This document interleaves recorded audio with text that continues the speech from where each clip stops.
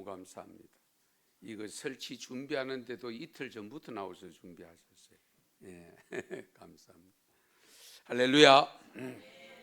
말씀 받기 전에 우리 옆에 분하고 인사부터 합시다. 메리 크리스마스. 성탄을 축하합니다. 예.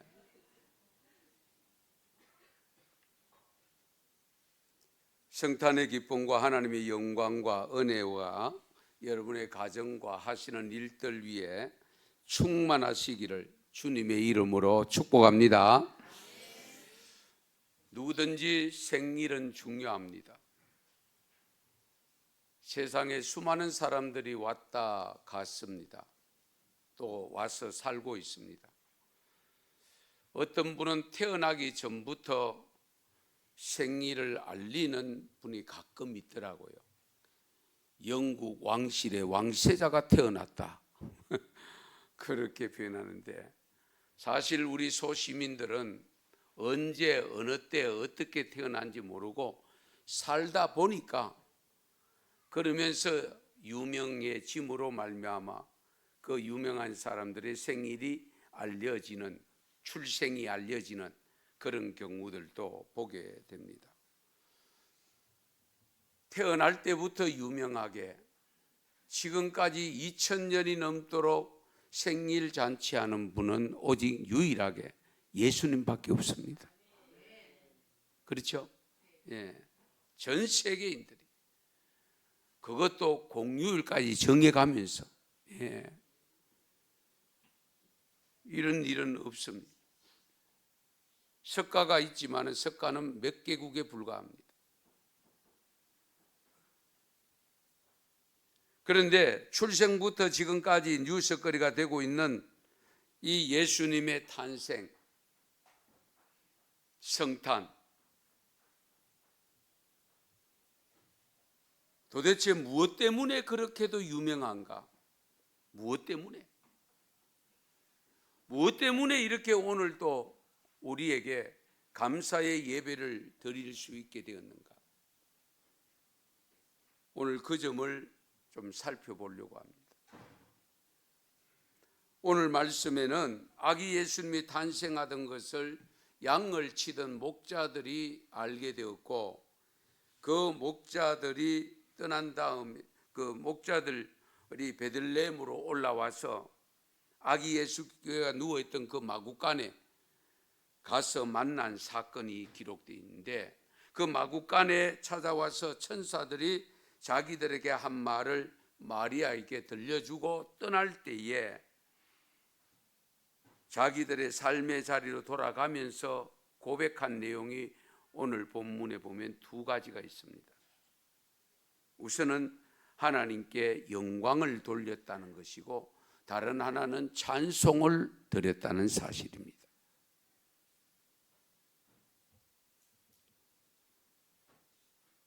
목자들은 자기들에게 이르던 바와 같이 듣고 그 본 모든 것으로 인하여 하나님께 영광을 돌리고 찬송하며 돌아갔더라. 찬송하며. 우리 주인공 예수님이지만은 영광은 하나님께 돌려졌다는 사실입니다. 주인공은 예수님인데 그 영광이 하나님께 돌려졌다. 우리가 사는 삶을 통해서 드려져야 될 것은 바로 하나님께 영광이잖아요. 그래서 저희 연성교회도 해마다 하나님께 영광 돌리는 것은 떠나지 않습니다. 무엇을 하든지 결국은 하나님께 영광이 돌려지는 모습으로 가야 됩니다.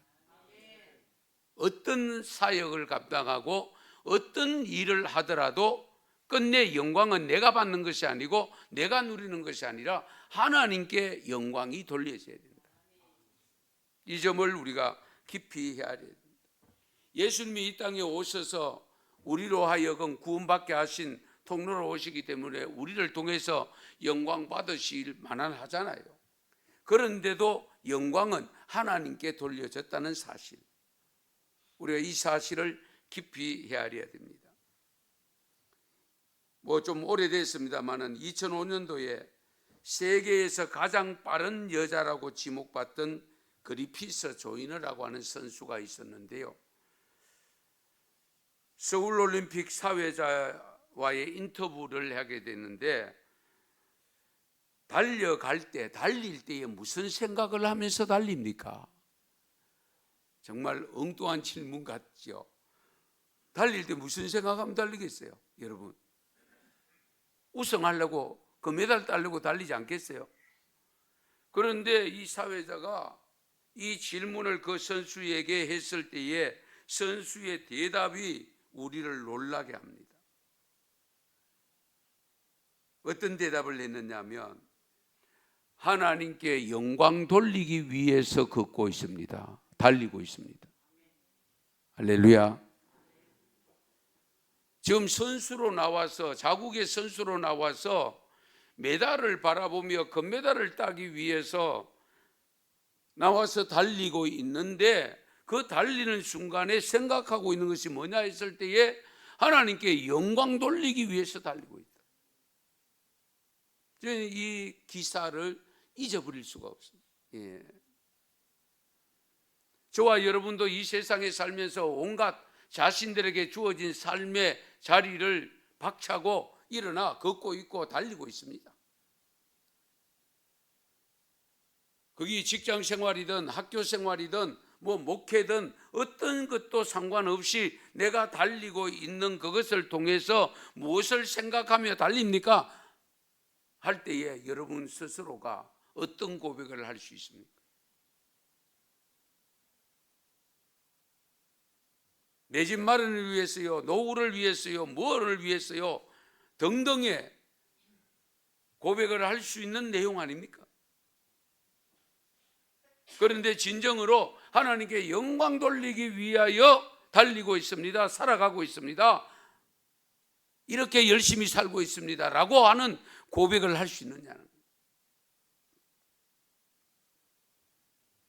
누누이 강조합니다마는 고린도전서 10장 31절에서 33절 말씀을 보면, 그런즉 너희가 먹든지 마시든지 무엇을 하든지 다 하나님의 영광을 위하여 하라. 다입니다. 다 올입니다. 유대인에게나 헬라인에게나 하나님의 교회에나 거치는 자가 되지 말고, 거치는 자, 교회가 가는 길에 거치는 자가 되면 안 된다. 예, 걸림돌이 되면 안 된다. 나와 같이 모든 일에 모든 사람을 기쁘게 하여, 중요합니다. 모든 일에 모든 사람을 기쁘게 하여, 자신의 유익을 구하지 아니하고 많은 사람의 유익을 구하여 그들로 구원을 받게 하라. 결국 우리의 궁극적인 영광 돌리는 삶에서 가장 중요한 것이 뭐냐? 구원받게 하는 겁니다. 구원받게. 예. 교회 일을 하더라도 하나님의 영광을 위해서 해야 되고, 가정 일을, 가사를 일을 하더라도 하나님께 영광을 위해서 해야 되고, 그러나 우리가 하나 생각해야 돼요. 어쨌든 복음을 증거하는데 걸림돌이 되는 일은 하면 안 된다. 거치는 자가 되면 안 된다. 예. 아무쪼록 예수님이 임하신 곳에는 반드시 하나님께 영광 돌려지는 일이 있다면, 그 예수님이 임재하셔서 우리에게 기쁨을 주시고 산 소망을 주셨는데, 우리가 그 소망의 줄을 안고 살아가는 삶에서 나타나는 현상을 통해서도 하나님께 영광되는 삶이 되시기를 축원합니다. 축복합니다. 이 점을 잊어버리면 안 돼요. 그 다음에 찬송입니다. 예수님이 오신 곳에는 항상 찬송이 있었다는 사실입니다. 아기 예수가 탄생하심을 알리기 위해서 나타났었던 천군 천사들이 하나님을 찬송했다고 했습니다. 누가복음 2장 13절에 그렇게 기록하고 있습니다. 오늘 본문에도 보면 목자들이 돌아갈 때에 찬송하며 돌아갔다고 했습니다. 찬송하며 돌아갔다.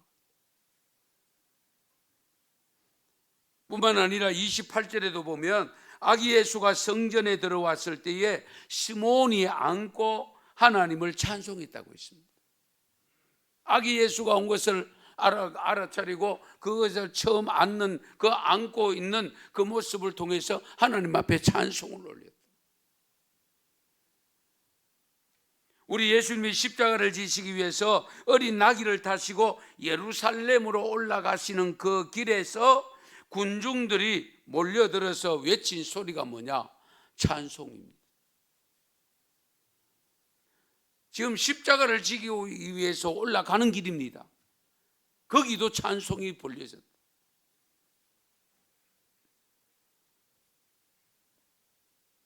마태복음 21장 9절입니다. 호산나 다윗의 자손이여 찬송하리로다. 주의 이름으로 오시는 이여 가장 높은 곳에서 호산나 하더라. 아멘.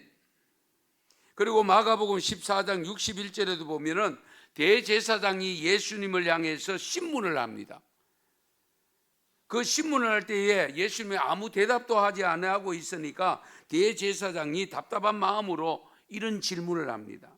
대제사장이 다시 물어 이르되 네가 찬송받을 이의 아들 그리스도냐? 네가 당신이 찬송받으실 이의 아들이냐? 그러니까 찬송받으실 이는 누굽니까? 하나님이죠. 하나님의 아들이냐? 아기 예수님이 탄생하신 곳에서 어쨌든 천사들의 찬송, 목자들의 찬송, 우리가 성탄절 때에 성탄절 칸타타, 좀 교회 규모가 있고 찬양대원들이 많이 구성되어 있는 것에서 성탄절 칸타타를 거의 합니다. 우리도 지난주일 오후 찬양 예배 때는 교육부 중심으로 해서 하나님을 찬양으로 영광을 올려드렸잖아요. 그래서 이 성탄절과 찬송은, 찬양은 뗄래야 뗄 수가 없습니다. 예. 이 점을 감안한다면 적어도 우리가 예수님을 중심으로 해서 모인 곳에는 항상 찬송이 있어야 된다는 거예요. 예. 그래서 우린 찬송은 어디까지 가서 불러야 되죠? 천국까지 가서 불러야 돼요. 예. 그러니까 이 찬송은요 끝이 없어요. 예. 해도 되고 안 해도 되는 게 아닙니다. 반드시 찬송을 드리는 삶을 살아야 됩니다. 예.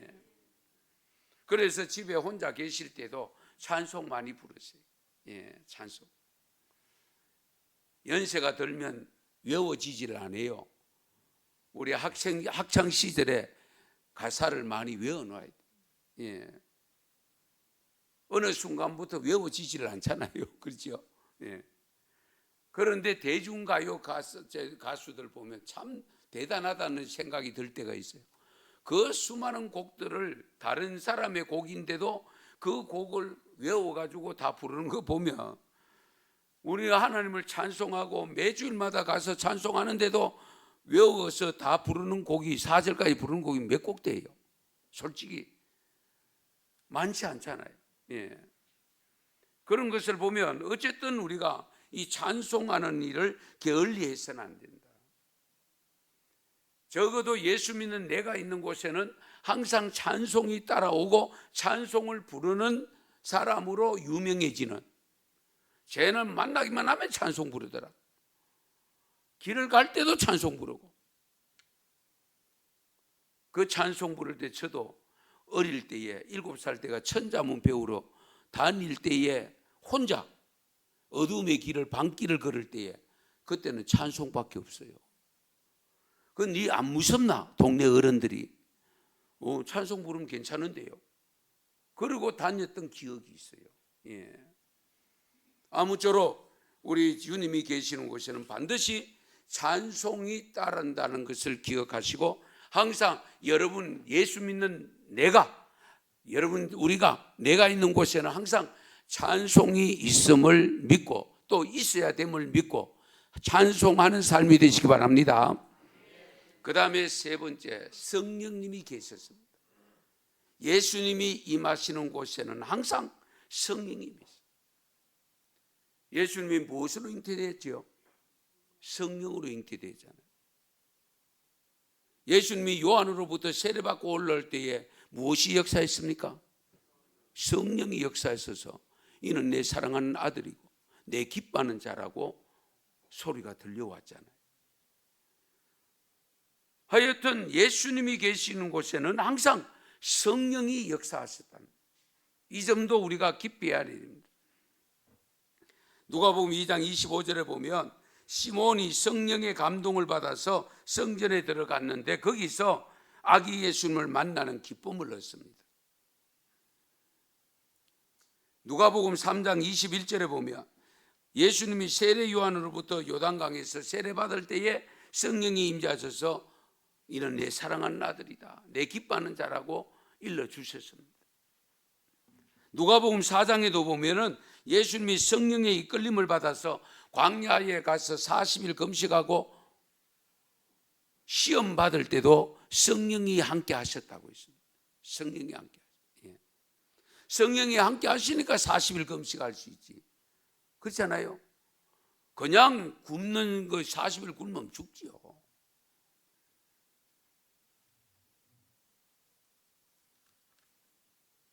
아무쪼록 우리 성탄절에도 성령이 역사하시고 성령이 역사하는 성탄절이 될 수 있기를 바랍니다. 성탄절에도 성령이 역사해요. 그리고 예수님이 임재하는 곳에는 항상 사람들이 몰려왔습니다. 우리가 가끔 무슨 열풍이라는 단어를 쓰죠. 한류 열풍. 그러니까 요즘 젊은 세대들, 특별히 연예인들, 가수들이 저 외국에 나가면 막 몰려들잖아요, 사람들. 예수님이 오신 곳에는 항상 사람들이 몰려왔다는 사실도 기억해야 됩니다. 예수님이 나타나시면 언제 어디서 소문을 들었는지 몰라도 사람들이 몰려왔다는 사실. 어떤 사람들이 찾아왔느냐? 작은 자들입니다. 작은 자들, 미약한 사람들, 고침을 받아야 될 사람들. 성탄절에 이런 사람들이 교회를 향해서 찾아와야 되죠. 그 옛날에는 성탄절이 되면 떡 얻어 먹으러 아이들이, 동네 아이들이 막 몰려왔잖아요. 그래서 봉지 떡을 사가 우리 아이들에게 한 봉지씩 안겨주었던 것이 기억납니다. 요즘은 그런 부분들이 거의 없어져 버렸어요.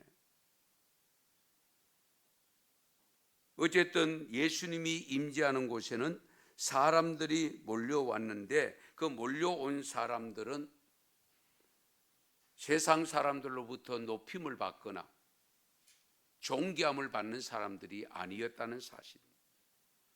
어쩌면 무시를 당하고 업신여김을 받는 사람들, 약한 사람들이 찾아왔고 또 병이 들어 고침받아야 될, 치유받아야 될 분들이 찾아왔다는 사실. 잔치집에는 사람들이 몰려와야 잔치가 잘 된 거잖아요. 식구끼리만 모여 있는 것을 우리가 잔치한다고 할 수 있겠습니까? 다른 생각지도 못한 분들이 찾아올 때에 야, 그 집 잔치 참 성대하게 이루어졌다. 어디서 저런 사람들이 저렇게 몰려왔노? 그 사람들이 많이 몰려와야 잔치가 잔치다워지잖아요. 우리가 이 성탄절 깊이 헤아려야 됩니다. 이 성탄절에 정말 우리가 많은 사람들이, 동네 사람들이라든지 누구든지 스스로 찾아올 수 있도록 만들고, 소문 듣고 찾아오도록 만들고, 아니면 우리가 소문을 내서라도 찾아오게 만드는 일을 해야 되겠다. 그런데 이것도 지금 점점 시간이 흐를수록 잘 되지 않고 있습니다. 이제는 가서 드려야 되는 경우가 발생합니다. 오늘도 새벽기도 후에 우리 4개 기관에 새벽송을 돌고 왔습니다만 정말 안타까운 현실이죠. 그런데 우리 예수님이 오신 곳에는 항상 많은 사람들이 몰려왔다는 것도 우리가 깊이 헤아리면서 이 성탄절에 우리끼리만 만나서 그냥 감사 예배를 드리는 것으로 만족하지 말고 정말 많은 사람들이 찾아와서 함께 우리 하나님 앞에 영광을 올려드리고 성령을 받고 그러면서 치유의 역사가 일어나고 삶의 어려운 문제가 해결받는 그런 역사가 일어나는 성탄절이 되어야 되지 않겠습니까? 온 세계인들이 성탄을 축하하고 정말 온 세계인들이 지금까지 2000년이 넘도록 이 성탄절을 잊어버리지 않고 하고 있는 이때에 정말 그 주님이 오시는 그 자리에 나타났던 현상들이 다시금 새롭게 회복을 시키는 일에 저와 여러분이 앞장서야 되지 않겠습니까?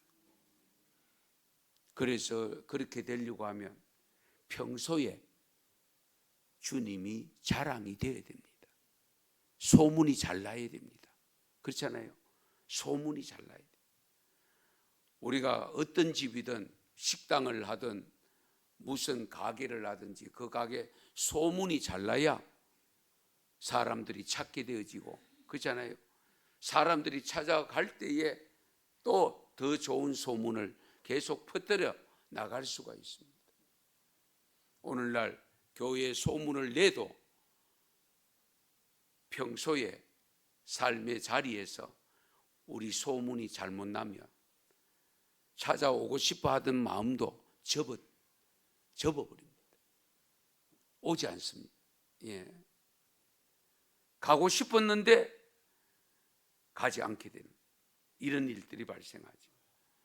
아무쪼록 우리 은성교회가 있는 그곳에서 주위에 정말 예수님의 소문이 널리 퍼져나가서 성탄절뿐만 아니라 1년 365일이 아니면 52주가 성탄절이 되는 주일이 되어져서 우리가 늘 감사함으로 예배를 드리고 경배를 드리고 많은 사람들이 주께로 돌아오는 그런 역사가 일어나는 성탄의 주일이 될 수 있기를 축원합니다. 축복합니다. 기도드리겠습니다. 하나님 감사합니다. 우리가 살아가는 삶의 자리에 진정 기쁨의 소식을 들려주시고 산 소망을 허락해 주심으로 영생의 소망을 안고 살아갈 수 있도록 도와주신 것 너무 감사합니다. 우리는 이미 영생의 소망을 가지고 살고 있습니다만 아직도 이 소망을 알지 못하고 들려줘도 믿지 않는 사람들이 대구에 90%가 있습니다. 어떻게 하면 좋습니까? 우리 교회를 무태지역에 세우시고 지금까지 인도해 주셨습니다만 오늘도 성탄의 기쁨을 안고 하나님 앞에 감사의 예배를 드리고 있습니다. 그러나 예수님이 이 자리에 계신다면 여기에 반드시 성령이 임하고 여기에 반드시 찬송이 임하고 여기에 반드시 많은 생명들이 찾아오는 놀라운 역사가 일어나는 은성교회가 될 수 있도록 도와주시옵소서.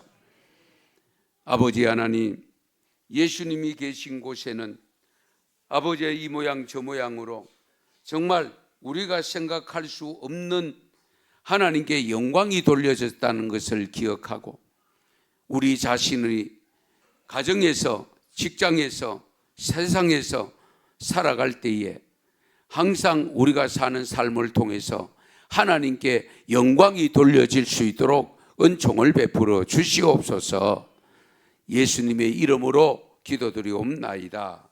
아멘.